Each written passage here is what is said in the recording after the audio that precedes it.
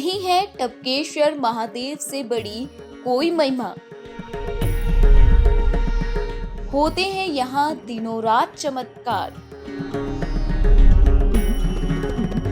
द्रोण पर्वत से बहती रहती है निर्मल जलधारा। बूंद बूंद से होता रहता है शिव अभिषेक। टपकेश्वर महादेव जी बहुत ही रहस्यमयी है, क्योंकि इस पर्वत से एक जलधारा बहती है जो पहले दुग्ध की धारा हुआ करती थी। ये दुग्ध की धारा थी जो हमेशा शिवलिंग का अभिषेक किया करती थी, जो आज कलयुग में जल में परिवर्तन इसका हो गया है और अब ये दुग्ध की धारा जलधारा बन गई। तो क्या है ये रहस्य? पहाड़ में से कैसे एक जलधारा निकलती है और शिव का अभिषेक करती है, इसके बारे में हम जानेंगे, लोगों से बातचीत करेंगे, पुजारी से जानेंगे कि उनका इस मंदिर को लेकर क्या कहना है। देहरादून के द्रोण पर्वत पर स्थित टपकेश्वर महादेव लोगों की आस्था है। शिव ही बाहर शिव ही अंदर, शिव की रचना सात समंदर। नमस्कार दोस्तों, मैं दीक्षा आज आपको लेकर आई हूँ दर्शन करवाने टपकेश्वर महादेव की। देहरादून में स्थित है ये मंदिर और बहुत ही प्राचीन, बहुत ही रहस्यमयी और बहुत ही चमत्कारी है। चलिए आपको दर्शन करवाते हैं, अंदर ले जाते हैं, गर्भगृह के दर्शन करवाएंगे, पूरी रिपोर्ट दिखाएंगे, क्या महिमा है, क्या है, सारा कुछ। चलिए अंदर चलते हैं। ये देखिए, ये जो रास्ता आप देख रहे हैं ये टपकेश्वर महादेव की ओर जा रहा है और यहाँ से हम सीधे एक गुफा हमें मिलेगी जहाँ टपकेश्वर महादेव जी विराजमान हैं, वहाँ के हम आपको दर्शन करवाएंगे। ये रास्ता जो है ये सीढ़ियों से होता हुआ, ये कई सारी सीढ़ियाँ हैं, कई संख्याओं में ये सीढ़ियाँ हैं जो कि पूरा महादेव की ओर हमें लेके जा रही है। पहाड़ी से निरंतर जलधारा का बहना ही इस मंदिर का सबसे बड़ा रहस्य है।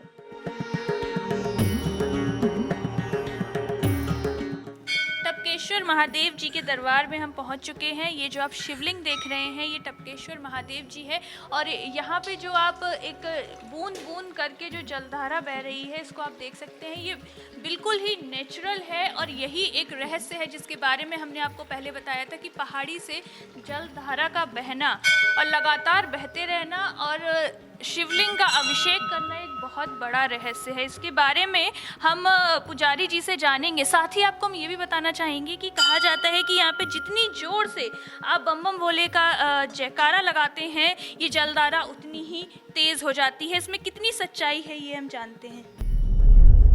इसी स्थान पर हुआ था अश्वत्थामा का जन्म। अश्वत्थामा की जिद के आगे भोलेनाथ भी हो गए मजबूर। कपर्दी शिव की कृपा से पहाड़ से बहने लगा था दूध। स्थली भी है और तपस्थली भी है। द्रोण भी संतानहीन थे, उन्होंने भी, उनकी पत्नी ने इच्छा जताई पुत्र की, तो द्रोण बोले, हे प्रिय, हमारे प्रारब्ध में संतान तो है नहीं, लेकिन भगवान सदाशिव की कृपा हो तो असंभव से भी संभव हो सकता है। फिर ये दो दंपत्ति ने फिर यहाँ तपस्या की। उनके तपस्या से भगवान सदाशिव प्रसन्न हुए और पुत्र प्राप्ति का आशीर्वाद प्राप्त हुआ। 9-10 महीने बाद माता कृपी के गर्भ से इसी गुफा में अश्वत्थामा का जन्म हुआ, लेकिन उस बच्चे को पीने के लिए माता कृपी के पास दूध नहीं था। बहुत कोशिश की, दूध प्राप्त नहीं हुआ। फिर चावल पकाया करते थे और ऊपर का पानी निकाल के माड़ हो पेड़ के पत्तों से पिला पिला के बच्चे को बड़ा किए, चलने फिरने लगा। और यहाँ और भी ऋषि लोग जो तपस्यारत थे ऊपर की ओर घास फूस की कुटिया बना के अपने परिवार के साथ रहा करते थे। सुबह सुबह ऋषि पत्नियाँ, ऋषि कुमार गुफा में आया करते थे, तो ऋषि कुमारों के साथ अश्वत्थामा की भी मित्रता हुई और एक रोज़ वो ऊपर की ओर खेलने के लिए उन बच्चों के साथ ऊपर गए।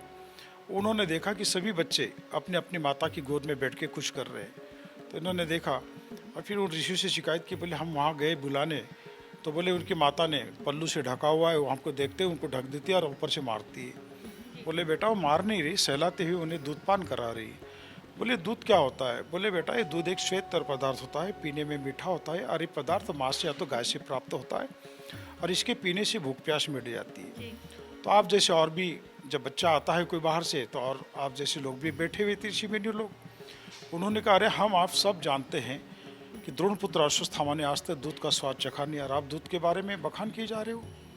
अरे सौभाग्यवश आज द्रोणपुत्र अश्वत्थामा हमारे आश्रम आए हैं, तो आज इनका स्वागत दूध से किया जाए।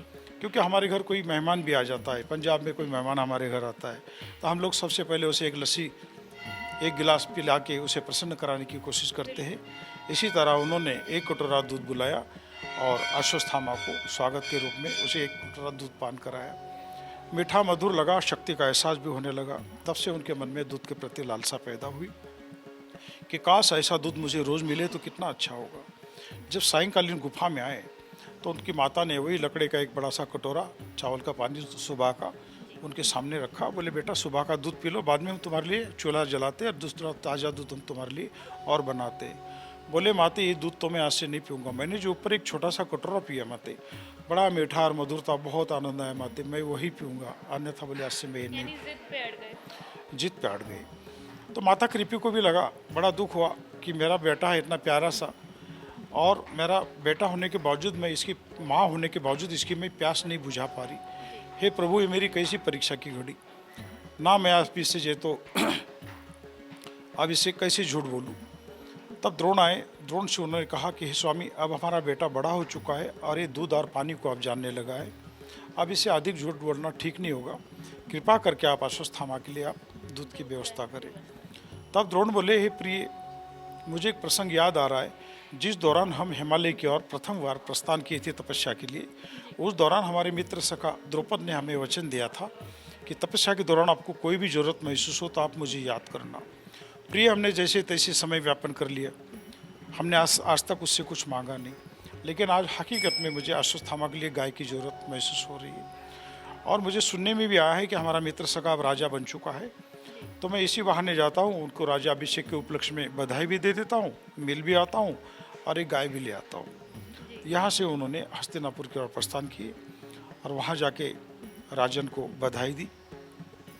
और राजन को जो तो द्रौपद को राजा बनने पे अभिमान हुआ था, तो उन्होंने अनसुनी की द्रोण की और गाय देने से मना कर दिया, उचित सम्मान सत्कार भी नहीं किया।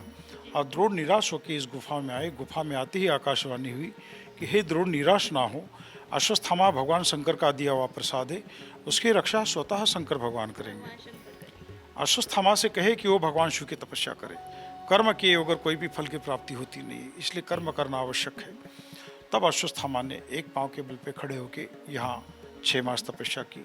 हे भगवान, जब तक आपके दर्शन नहीं होंगे तब तक मैं यहाँ से हटूंगा नहीं, और जब तक मुझे दूध प्राप्त नहीं होगा तब तक एक पांव धरती पे रखूंगा नहीं।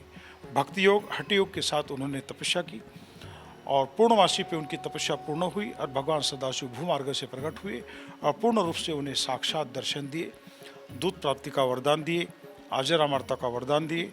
और देखते देखते गुफा ने गौ के थन का आकार लिया और वहीं से दूध की धारा आई।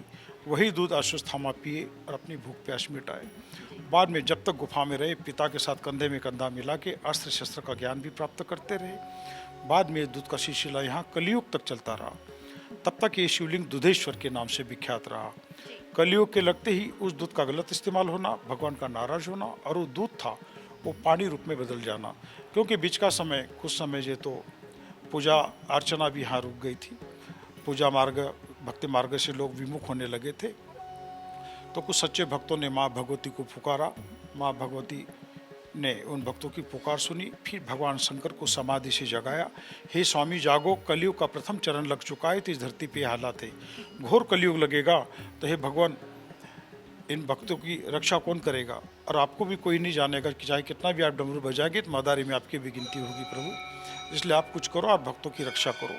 तब भगवान शंकर ने अपनी योग माया से उस दूध को पानी रूप में बदल दिया और फिर तब से फिर यहाँ जल टपकने लगा। और जल टपकते हुए भक्तों ने देखा। उससे पहले कुछ आलसी वृत्ति के लोग थे यहाँ, दूध पीना और मस्त रहना। आज भी आलसी वृत्ति के लोग क्या चाहते हैं कि कोई सरकारी जॉब मिले, खाली पैसा मिले और मैं आयश करूँ, काम करने की जरूरत ना पड़े। कलयुग में ये मानसिकता है हर व्यक्ति की कि सहज रूप से मुझे धन प्राप्त हो, कुछ ना करना पड़े, बिना मेहनत के फल मिले। हाँ, एक कलयुग का प्रभाव है।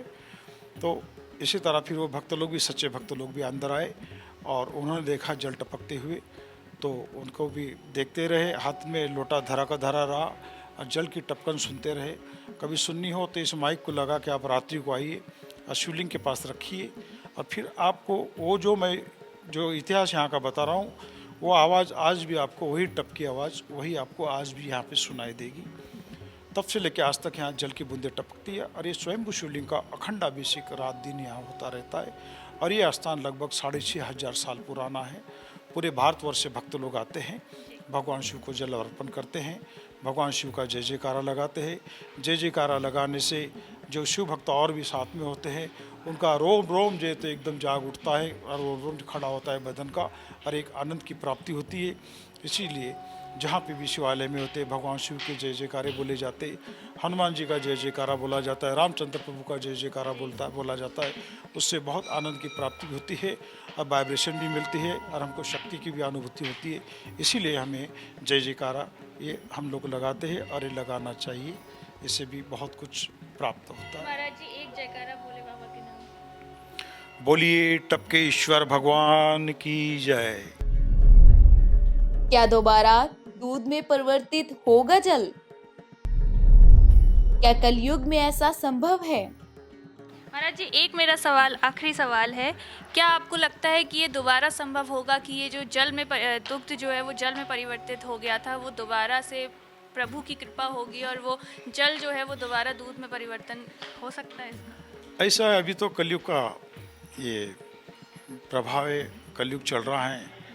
आप हम न जाने और कितनी योनियां हमें अपने कर्मों के अनुसार वो ग्रहण करनी पड़ेगी, और कई हजारों साल अभी और बाकी है। तो इसकी भविष्यवाणी तो इस धरती पे कोई नहीं कर सकता।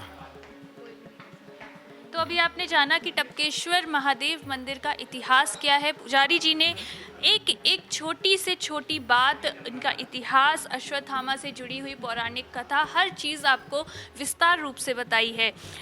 तो चलिए अब टपकेश्वर महादेव के मंदिर में और भी कई स्थल ऐसे हैं जहां के दर्शन करना बहुत ज़रूरी है, हम आपको उनके दर्शन करवाते हैं। आपको बता दें कि टपकेश्वर महादेव तक पहुंचने का एक और दुर्गम रास्ता है।